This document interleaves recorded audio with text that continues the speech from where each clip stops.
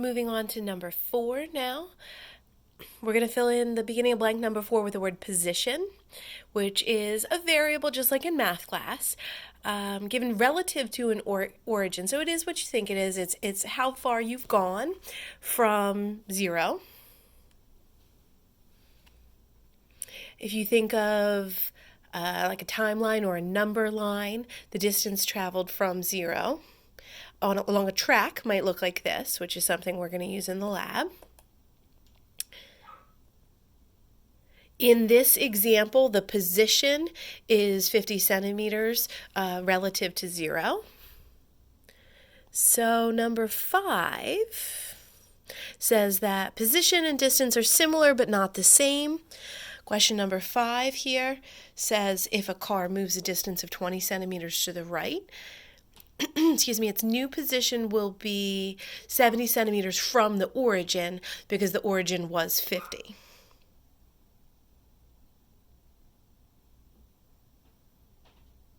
So going from 50, going 20 centimeters from 50 to 70, looks like that. Moving on to number 6, the variable speed describes how quickly something moves. To calculate the speed, this is a formula we are going to be using a lot. You're going to divide distance over time. Speed is symbolized by v because v for velocity is almost the same thing as speed. The only difference between speed and velocity is that velocity must include direction, but that's not going to come up much. We're mostly going to be using speed and velocity interchangeably. We're almost always going to be measuring distance in centimeters in our lab, and we'll always be using time in seconds. And eventually we'll practice solving for all 3 variables, but this is the main equation that we'll be using. You should also remember this from the guided reading you did on page 19 where you filled in this, hopefully including all the units. Because remember, a measurement must include a number value but also a unit.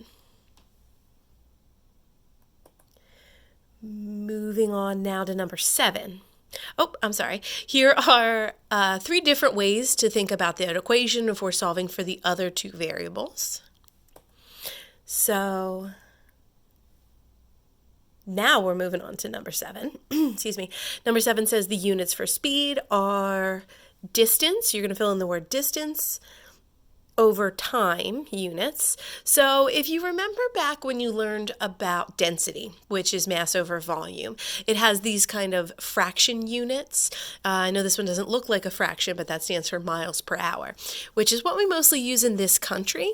However, most of the world uses not miles per hour, but kilometers per hour because most of the world is metric. So moving on now to number 8, excuse me. The total distance of a trip is average speed. So for example, if I'm driving 1 hour to Chicago, 1.5 hours to Chicago, which is 150 kilometers away. If I divide my distance over time, I get 100 kilometers. If you've ever ridden to the shore in a car, the shore is about 100 miles away and it takes about 2 hours to get there. So your average speed would be about 50 miles per hour. However, you're not traveling 50 miles per hour the whole time. If you're traveling that speed down a residential street, you're going to get in big trouble. And you might be going a little faster than that on certain parts of the highway. So the answer to number 9 is not average speed, but instantaneous speed. I think there is going to be a question about this on your quiz and or test. When you look at a car's speedometer, you're looking at instantaneous speed. Your book defines it as the actual speed it's at right now. Excuse me. I might not actually be traveling 50 miles per hour for much of the time when I'm driving to the shore if that's my average speed. My instantaneous speed might be 0 while I'm in my driveway, maybe 15 while I'm driving down my street. 0 again at a stop sign. And then I might accelerate up to 60 miles per hour while I'm on the highway, if that's the speed limit. So those are my instantaneous speeds at those different times. Moving on to number 10. Number 10 is an example of a problem solving technique where we start with what am I solving for? What's the equation I'm going to use given the variables? Sorry, I got cut off here. But if I plug in my variables to the equation and I am solving for distance, here I would multiply my speed times my time to get my distance, which is 200 kilometers for number 10. Number 11 says that position uses positive and negative numbers. We're almost always going to use positive numbers, but just to bear in mind that if we start at 0, move away from 0, that's typically measured as positive.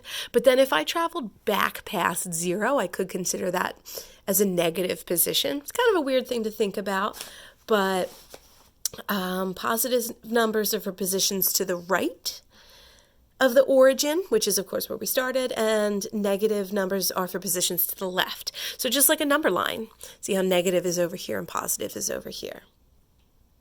But again, in this case, it's relative to where I started.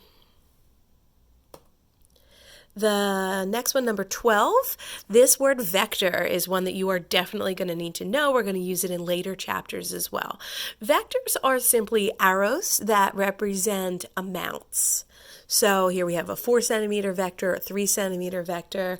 So here's where the difference between velocity and speed comes in. So velocity must include a direction, while speed technically doesn't. We typically use them interchangeably. Number 13 is then going to be velocity. Well, 12 was vector. Please continue on to section 2 of the notes, which is in the next video.